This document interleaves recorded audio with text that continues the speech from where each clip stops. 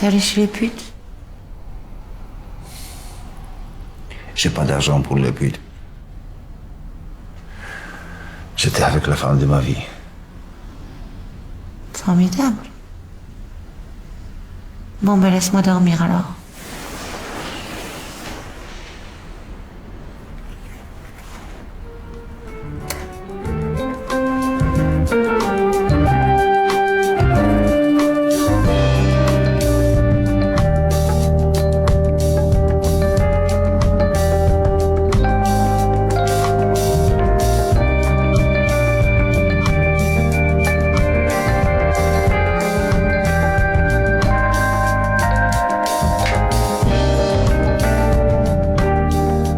Bonjour à tous, bienvenue sur Overlook. On se retrouve pour une nouvelle séquence analyse consacrée à Cold War, un film réalisé par Paweł Pawlikowski qui était sorti en 2018. C'est un réalisateur polonais qui n'est pas tout à fait inconnu de la scène cinématographique puisque en 2013 il sort Ida qui va avoir l'Oscar du meilleur film étranger et Cold War qui sort en première au Festival de Cannes en 2018 va avoir le prix de la meilleure mise en scène qui correspond grosso modo au prix du meilleur réalisateur. Si vous allez sur Wikipédia et que vous regardez sa filmographie, c'est quelqu'un qui sort très peu de films. Il y a souvent un espace de 2-3 ans entre chacun de ses films. Et à chaque fois qu'il en sort un, le film est nominé en festival, primé parfois. Donc pour moi, c'est vraiment un des grands réalisateurs européens de notre époque. C'est un film que j'ai vu vraiment totalement par hasard parce que la bande-annonce m'avait plu. Il y avait peu de séances pour aller le voir. J'ai pu le voir un samedi matin, je me rappelle, à Châtelet-Les Halles. Il y avait très peu de personnes dans la salle. Et c'est un film qui m'a laissé une empreinte forte. J'ai déjà parlé de ce film dans un précédent live il y a quelques années, où j'avais quasiment montré l'intégralité du film. Et évidemment, pour des problèmes de droit d'auteur, voilà, j'ai dû supprimer la vidéo. Je pense que c'est un film qui se prête extrêmement bien à ce format de la séquence analyse, où je verrai vraiment pouvoir vous montrer en détail pourquoi ce film est incroyable. C'est un film qui brille par sa composition, par ses cadres, par son utilisation de la lumière, par le fait qu'il soit en 4/3, et ce 4/3 n'est pas du tout un effet de mode, un effet galvaudé, comme par exemple dans le Snyder Cut de Justice League. Voilà, il y a un vrai effort sur le 4/3 et sur la façon dont on utilise ce 4/3. C'est une histoire qui est très dramatique, qui parle d'un amour impossible pendant la période de la guerre froide. On va avoir des personnages qui vont se déplacer entre la Pologne et Paris. On a des acteurs slaves qui ont une dureté, une authenticité dans le regard qu'on retrouve un petit peu dans les films de Tarkovsky et qui est vraiment quelque chose qui, je pense, est lié à la culture slave et qu'on retrouve nulle part ailleurs dans le cinéma mondial. Et voilà, c'est un film incroyable, esthétiquement très très réussi, une belle bande son, une histoire, voilà, comme moi je les aime, une grande tragédie. Voilà, j'aime les films tragiques, j'aime les histoires d'amour impossibles. C'est un film qui m'a énormément touché et j'espère en tout cas pouvoir lui rendre ses lettres de noblesse. J'ai pas grand chose de plus à dire sur ce film parce que malheureusement, voilà, je ne connais que très peu, voire pas du tout le cinéma polonais, donc je ne peux pas faire de comparaison avec d'autres films. Mais je vous conseille d'aller le voir, il est dispo sur Amazon Prime. Voilà, c'est un film qui est pas très long en plus, donc foncez. Allez, on va l'analyser ensemble. Allez, on se retrouve pour cette analyse de séquence. Aujourd'hui, comme vous voyez dans la timeline, je vais vous montrer 5 extraits de Cold War. Malheureusement, le 5e extrait, j'ai pris les devants, j'ai uploadé tous ces extraits sur YouTube pour savoir s'il y avait des soucis. Et malheureusement, le 5e, qui était celui qui me tenait le plus à cœur de vous montrer, il y a des problèmes de droit d'auteur, donc on ne pourra pas le regarder ensemble. Ce sera un pas à pas, comme d'habitude. Et évidemment, comme d'habitude, je vous mettrai timecode pour aller voir ces extraits vous-même dans le film. Voilà, je vais vous donner un petit peu de contexte également sur l'histoire de Cold War avant de commencer, parce que je vous ai essentiellement dit que c'était une histoire d'amour impossible, une histoire tragique, mais en réalité, Cold War, c'est un film qui est vraiment politique, c'est un film qui raconte de façon assez fictionnelle la vie des parents de Paweł Pawlikowski, qui sont un couple d'artistes qui vivaient en Pologne après la Seconde Guerre mondiale. Et comme vous le savez, la Pologne a été conquise par le Troisième Reich pendant la Seconde Guerre mondiale. C'est l'élément qui va déclencher la guerre, notamment. Et après la libération, c'est un pays qui va complètement basculer dans le bloc communiste. Il va être attaché en tant qu'État satellite de l'Union soviétique. Et ce que va montrer Paweł Pawlikowski dans ce film, c'est la pression de l'État communiste sur la Pologne pour vraiment s'insérer dans la société, pour devenir, on va dire, le nouveau référent de la société polonaise. Et ça, on va le voir tout de suite au début du film, puisque ce qui lance l'histoire de Cold War, c'est 3 personnes, donc un responsable du Parti communiste, un pianiste chef d'orchestre qui est l'un des 2 amants donc du couple qui forme les 2 personnages principaux du film, et une 3e personne qui par contre n'apparaît que dans le premier tiers et qu'on ne voit plus du tout après, qui est, je pense, une professeure de danse, une directrice de troupe. Et ces 3 personnes vont parcourir la Pologne après la guerre pour essayer de caster des chanteurs, des danseurs pour créer un spectacle basé sur les chants folkloriques polonais. Et ce qu'on va voir tout de suite, c'est que ce responsable du parti politique, il va voir l'intérêt de ce spectacle comme outil de propagande, et c'est ce qu'on voit dans le film pendant le premier tiers, c'est que à la base, ce spectacle qui est vraiment pensé comme une célébration de la tradition folklorique polonaise devient par la suite très rapidement un vrai outil de propagande stalinienne, avec carrément le portrait de Staline qui est affiché derrière les danseurs lors des représentations. Et d'ailleurs, les danseurs et les chanteurs vont faire des représentations partout dans les États du bloc communiste. Et ça, vous voyez, cette tension entre cette Pologne, on va dire post-Seconde Guerre mondiale, qui est encore avec un certain nombre de traditions, qui est une Pologne dévastée, qui est une Pologne catholique, et ce bloc communiste qui essaye de prendre le pouvoir, de prendre l'ascendant dans ce pays, et qui lui, par contre, veut amener sa forme de modernité, et qui, ne l'oublions pas, voilà, est un régime complètement athée. Et ça, on le voit par la composition, par la mise en scène, notamment dans ce premier extrait qu'on va voir tout de suite.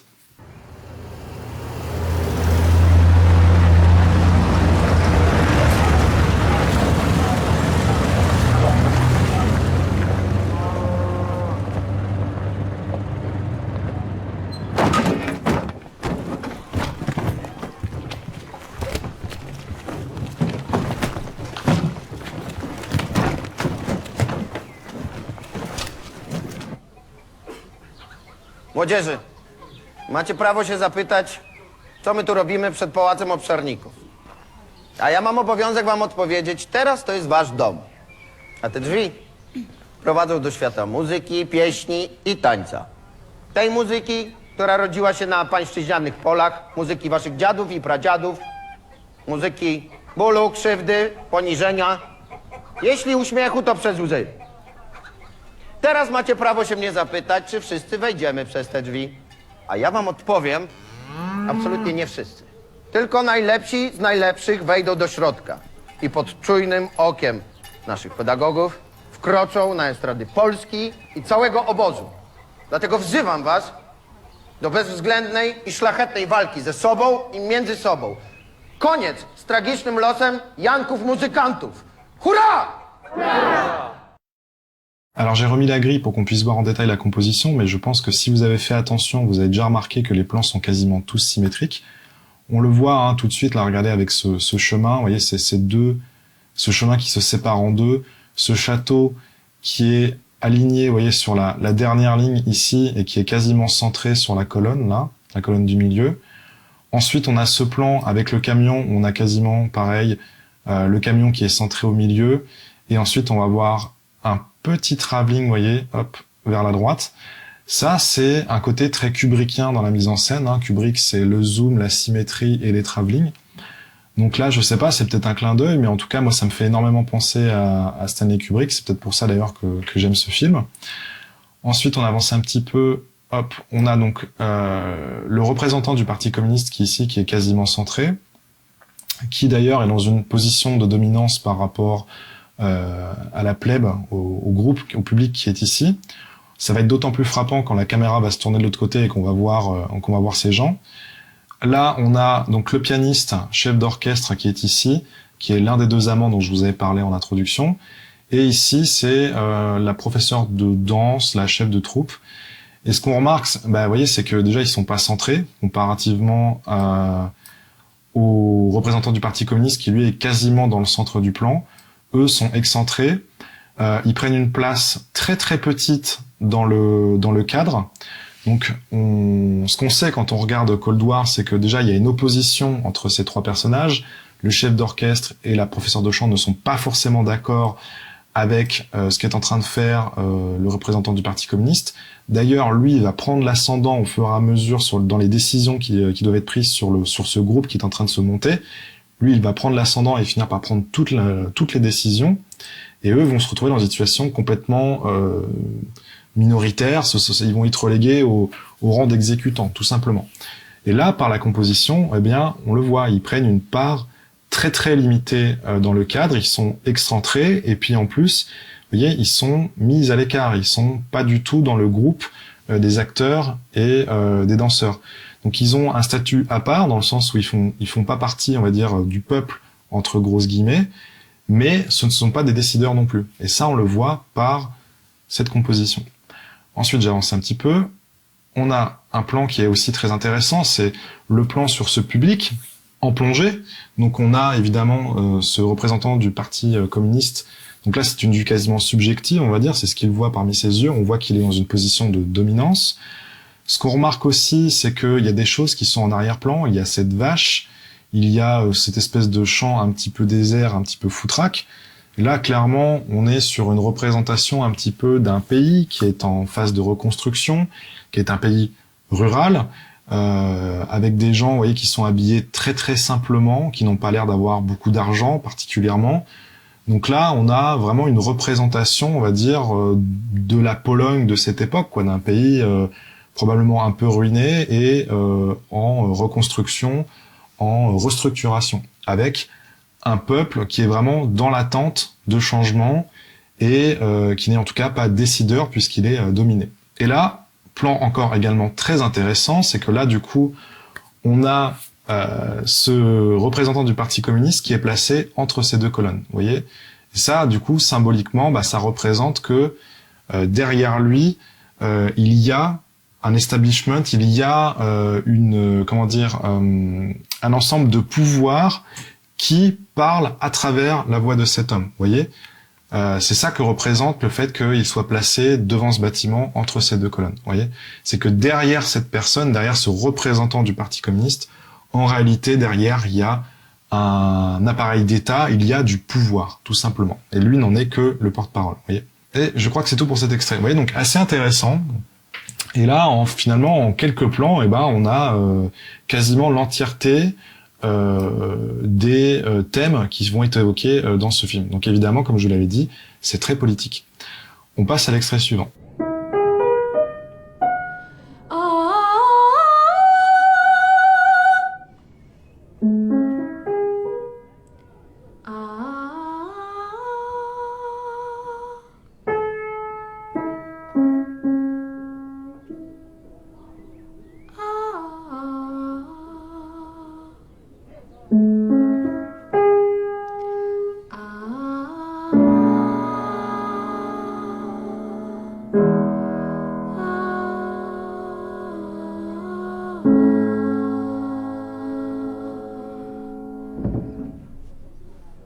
Dobrze.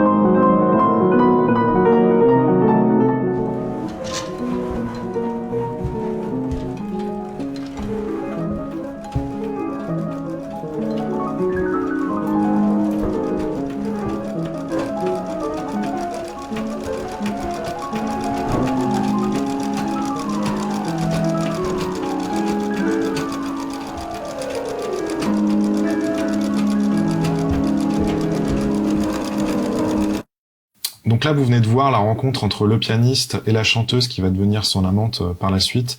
Vraiment un très beau moment de grâce avec cette voix magnifique de l'actrice. On peut remarquer également que c'est toujours très bien composé, très bien éclairé, voilà, avec cette lumière naturelle qu'apporte la fenêtre, qui éclaire très très doucement le visage de l'acteur. Vous voyez, c'est vraiment très très doux, très très harmonieux.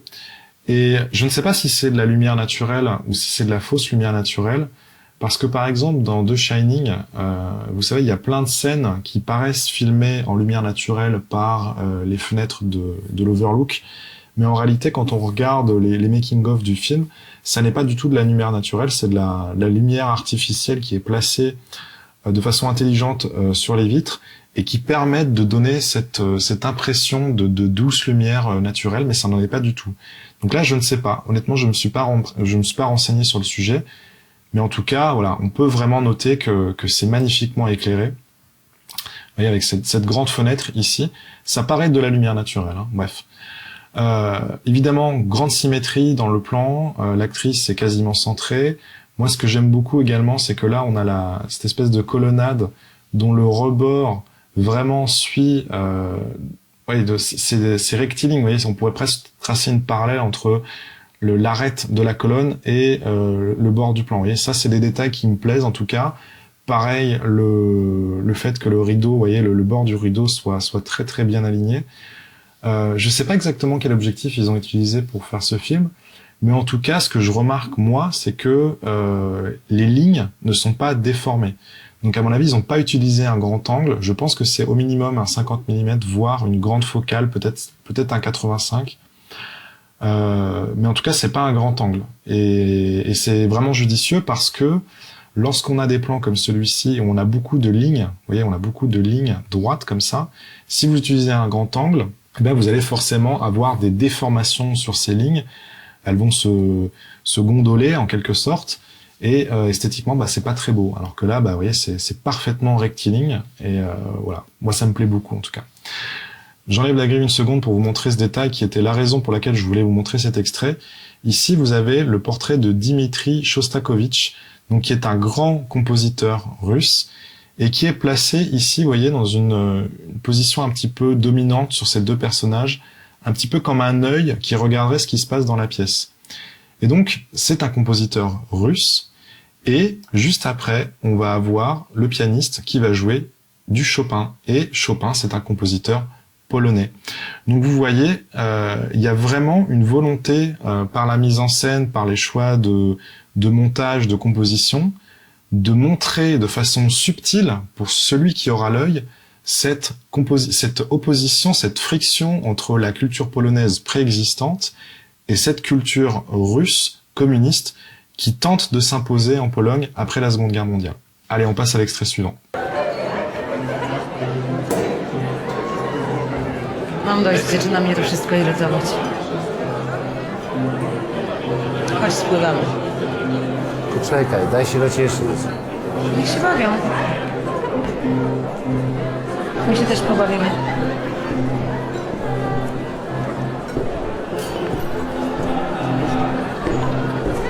Muszę wam coś powiedzieć. Szczerze nie wierzyłem w to wszystko. Tę całą ludowiznę. No to jestem wzruszony. A pan geniusz. A żeby z czegoś takiego zrobić coś tak pięknego? Dziękuję wam. To jest najpiękniejszy dzień w moim życiu.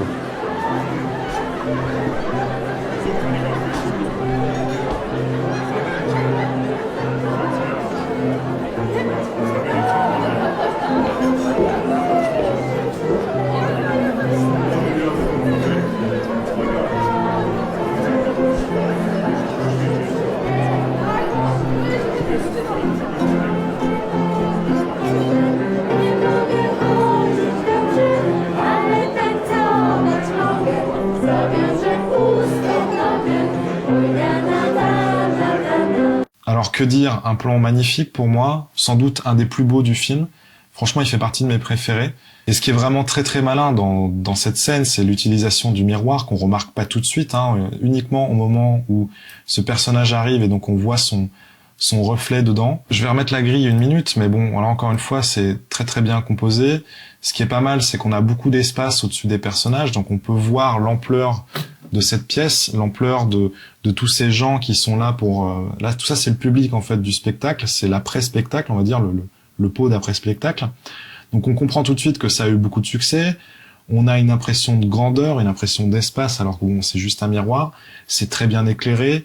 On a ici, là, en termes de composition, on a toutes ces éclairages au plafond qui forment une très belle ligne et qui donnent vraiment, du coup, cette impression de perspective, de profondeur. On a l'impression de rentrer dans ce miroir. C'est pour ça qu'au début, ça agit en trompe-l'œil. On se rend pas compte que c'est un miroir. C'est notamment grâce à cette ligne, vous voyez, de luminaire au plafond.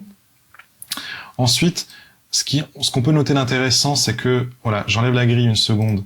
Ici, de façon très intelligente, et vous voyez, pas placé n'importe où, encore une fois, sur une des lignes de composition ici. Toutes ces lignes, toutes ces croisements, en photographie, ont un intérêt de placer un personnage, un regard, un visage sur une de ces lignes, les fait sortir beaucoup plus pour l'œil humain, parce que voilà, l'œil humain est fait de telle façon qu'il se centre sur ses points d'intérêt. Et c'est pour ça que la ligne des tiers est très très intéressante. Et donc ici, il décide de placer le visage de l'actrice juste ici. Et vous voyez, il aurait pu la placer là. Peut-être que s'il l'avait placée là, on l'aurait plus remarqué. Mais en la décentrant un petit peu sur la gauche, vous voyez, elle reste remarquable, mais c'est discret. Et je pense que c'est tout le jeu de cette composition, c'est de discrètement de montrer, vous voyez, que on a cette chanteuse ici, qui est donc la future amante du compositeur, qui est en train de dévorer du regard le compositeur de façon assez discrète, vous voyez, pour pas que l'ensemble de la foule la remarque, mais pour que l'intéressé, qui est le compositeur, finisse par la remarquer. Et ce qui est intéressant également, c'est que on a, vous voyez, une sorte de ligne qui se crée ici, vous voyez, entre ces trois personnages. Et ce monsieur, vous voyez, qui est dont je vous parlais tout à l'heure dans le premier extrait, qui est le représentant du Parti communiste, un peu plus tard dans l'histoire, il y a un ensemble d'événements qui se passent, mais on va dire par nécessité, la chanteuse va être obligée d'être en couple avec ce personnage. Et du coup, on remarque, vous voyez, dans l'axe qui est formé entre ces trois personnages, que, alors c'est peut-être de la surinterprétation de ma part, vous allez me dire, mais que d'un seul coup, le visage de cette personne devient un obstacle dans la ligne qui est tracée jusqu'au compositeur, vous voyez. Et je peux pas me dire que c'est totalement anodin, vu ce que je sais de l'histoire plus tard, que voilà, ces deux personnes seront en couple, pas par amour, mais par nécessité. Et ensuite, hop, contre-champ, tout le monde s'en va. Et là, vous voyez, il l'a remarqué, vous voyez, par le jeu du regard. Donc là, on va voir un raccord regard. Il a remarqué qu'elle était là. Hop. Et là, par contre, elle est centrée. Oui, parce que là, elle a attiré son attention, donc elle devient l'objet de l'attention du personnage. Là, on est sans doute sur un point de vue subjectif du compositeur. J'ai pas grand-chose d'intelligent à dire sur ce qu'on voit à l'écran, mais il y a un charme, il y a une classe qui se dégage de ce plan, et puis le regard de l'actrice, vraiment, c'est top, quoi. On aimerait voir plus de films faits comme ça, c'est clair. Allez, on passe à l'extrait suivant. Pour cet extrait, on se retrouve dans un train, ils vont partir, toute la troupe va partir à Berlin faire une représentation, dans le Berlin qui est occupé par les communistes, mais on est avant la construction du mur de Berlin, donc les deux villes ne sont pas, la ville n'est pas encore réellement séparée en deux, et là, il y a le représentant du Parti communiste qui va leur faire une mise en garde contre Berlin-Est, de surtout pas se rapprocher de ces vilains capitalistes. Bref, c'est pas vraiment l'objet de cet extrait, mais c'était juste pour vous donner le contexte. On le regarde. Berlin to dziś, jak wiecie, linia frontu między obozem socjalistycznym a obozem imperialistycznym. Między siłami pokoju a rewanżystami. Na linii frontu, jak to na linii frontu? Różne rzeczy mogą się zdarzyć. Dlatego my musimy kłaść oko, być czujni i odpowiedzialni jeden za drugiego. A poza tym wiecie, co ja wam będę mówił. Niemcy to jednak Niemcy. I dlatego, i to się dzieje po raz pierwszy i ostatni, za przygodę waszego życia. Je remets la grille rapidement, mais voilà, j'ai pas grand-chose d'autre à dire qu'encore une fois, c'est très bien composé. On a le représentant du Parti communiste qui est bien centré. Ce qui est intéressant, par contre, dans ce plan, et c'est pour ça que je voulais montrer, c'est qu'en fait, il y a un premier sujet qui est le discours du représentant, mais il y a un deuxième sujet, c'est ce qui va se passer entre la chanteuse qui est ici et le compositeur. Ce qu'il faut comprendre aussi, c'est que ces deux ont un plan pour s'évader du bloc communiste. C'est-à-dire qu'ils ont prévu de s'échapper à Berlin-Est pendant l'espace de temps où ils seront libres pendant la représentation. Donc il y a une connivence établie entre ces deux personnages. Et on va la voir à l'écran. Vous voyez? Donc ici, il y a un premier regard qui est échangé parce que voilà, la chanteuse est peut-être un petit peu courtisée par cet homme. Courtisée, ou peut-être il est juste en train de lui chuchoter quelque chose à l'oreille qui n'a rien à voir avec ça, mais bref. En tout cas, ça suscite suffisamment l'intérêt du compositeur pour qu'il tourne la tête et regarde ce qui se passe. Et là, on voit que déjà, elle est en train de le regarder. Mais ce qui est intéressant, c'est ce qui est fait après, vous voyez? Donc ici, si je mets la grille, elle n'est pas centrée, parce que là, elle fait partie du groupe, et donc la connivence sur ce plan qu'ils ont tous les deux de s'échapper, il n'est connu de personne d'autre à part eux. Donc là, elle n'est pas centrée dans le plan parce qu'elle fait partie du groupe, parce qu'elle est dans une certaine forme d'anonymat, et en plus de ça, la relation qu'ils ont tous les deux n'est connue de personne. Donc là, elle va lui faire un regard, vous voyez, et ce qui est assez intéressant, c'est qu'elle va tourner la tête, enfin, elle va tourner les yeux vers la droite du plan. Et lui répond à son regard en tournant vers la gauche. Mais, donc là, on a l'impression qu'ils se regardent. Là, vous avez l'impression qu'ils se regardent. Mais en réalité, ils se regardent pas du tout. Parce que si on revient ici, si elle regarde par ce côté-là, elle regarde cette partie-là. Donc là, il n'y a pas le compositeur. Et si lui, il regarde vers la gauche, ici, il n'y a pas la chanteuse. Donc en réalité, ils ne se regardent pas du tout. Ces deux plans avec ce raccord regard, vous voyez, ça c'est un truchement de montage et de mise en scène, c'est qu'on a l'impression que les deux personnages se regardent, mais en fait, pas du tout. Pour autant, ils sont sur la même longueur d'onde puisqu'ils ont un plan commun. Et je pense que c'est un petit peu ce que symbolise cet échange de regards qui n'a jamais lieu dans la réalité physique. Vous voyez ? Allez, on passe à l'extrait suivant. Alors celui-ci, je peux pas vous le montrer entièrement, malheureusement, on va faire un pas à pas. Ici, on est beaucoup plus loin dans l'histoire. Les deux personnages se sont échappés, ils vivent actuellement dans l'histoire à Paris. Là, c'est dans un club de jazz. En gros, le compositeur a réussi à se faire connaître un petit peu de la sphère jazz à Paris et essaye de monter, on va dire, la carrière de sa femme, qui est une très très bonne chanteuse.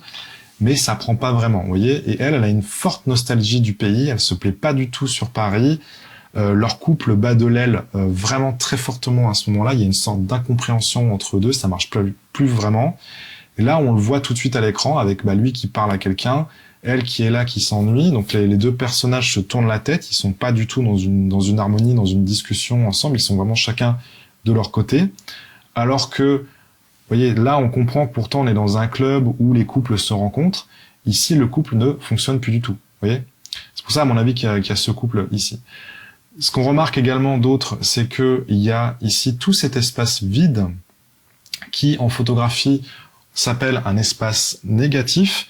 Donc, en photographie, vous pouvez avoir plusieurs formes de sujets. C'est-à-dire que vous pouvez avoir le sujet qui est ce qu'on montre à l'écran, c'est-à-dire les personnages qui sont ici. Donc ces deux personnages peuvent être le sujet, mais également le vide que représente l'espace négatif peut être le sujet. Et ici, l'espace négatif est le sujet. Vous voyez, tout cet espace représente l'ennui de la chanteuse, représente son malaise, représente le fait qu'elle ne se sente pas bien à Paris, le fait qu'elle n'est pas ici dans son élément naturel, et qu'elle se sente sans doute un petit peu oppressée par les décisions que prend le compositeur pour elle. Le fait qu'ils veulent qu'elle s'installe à Paris, qu'elle fasse une carrière à Paris, qu'elle soit chanteuse à Paris. Visiblement, tout ça pèse un peu lourd sur ses épaules et c'est pas quelque chose qu'elle a foncièrement décidé. Donc ça, c'est ce que représente tout cet espace négatif. Et on va voir un renversement de l'espace négatif à partir du moment où il va y avoir une musique rock qui va se déclencher dans le club, et on va voir que l'espace négatif va se réduire. Et le personnage, on va dire, va prendre un petit peu les rênes de cette scène et faire ce qu'il a envie de faire. Vous voyez ? Hop, j'avance un petit peu. Donc elle le regarde, vous voyez, voilà, pas d'intérêt pour toi. Hop, je bois un petit coup. Donc un couple en crise, hein, vous voyez. Et là, en fait, si vous aviez le son, il y a la musique qui se démarre. Et là, tout de suite, vous voyez, on a l'espace négatif qui se réduit d'un seul coup, vous voyez, hop. Et également, on a un rapprochement vers le personnage qui du coup est beaucoup plus centré dans le cadre, qui prend quasiment tout le cadre d'ailleurs. Là, on est sur un plan vraiment très rapproché et on va la voir juste apprécier ce moment. Et elle va passer, vous voyez, de danseur en danseur, profiter de cet instant, on va dire, de liberté. Ce qu'on peut comprendre également aussi, c'est que, vous voyez, c'est de la musique rock. Et du coup, c'est de la musique américaine. Il me semble que c'est Elvis qui passe à ce moment-là. Symboliquement, le rock représente un élan de liberté. C'était la musique de la jeunesse à cette époque-là. Le rock, historiquement, c'est quand même une musique qui a remplacé un peu le jazz. Vous voyez, qui s'initie du jazz et du blues et qui va prendre une place dans la musique populaire beaucoup plus importante que le jazz et va le remplacer à terme. Hop, si j'avance encore un petit peu. Ouais, donc là, lui, j'enlève la grille une seconde parce qu'on voit pas ses yeux. Lui, perdu dans la foule, d'un seul coup se tourne. Donc on voit qu'il est... L'acteur a beaucoup moins de classe que au début du film. Si je vous remonte les premiers extraits, déjà il est pas mal rasé. Là, il est mal coiffé. Vous voyez, là, on sent déjà rien que par l'apparence même du personnage qu'il y a quelque chose qui cloche. Et puis bah là du coup lui il est complètement excentré, il est en plus au second plan. Bon par contre c'est lui le sujet de ce plan, donc évidemment il est net et le reste est flou. Et ensuite hop, elle arrive et du coup elle va passer dans une situation de domination sur lui. Ouais, là c'est moi qui tiens les rênes. Là vue subjective sur elle, donc il la regarde en contre-plongée et là hop elle va lui tomber dans les bras. Voilà, j'ai fini sur Cold War. Évidemment, pour ceux qui avaient vu le live il y a 3 ans, il y a un petit peu de répétition. J'ai essayé d'insérer un nouvel extrait et d'aller un petit peu plus loin dans ma réflexion. Mais le fait est que pour ceux qui avaient vu ce live, bien, j'avais déjà fait quasiment le tour du film à l'époque.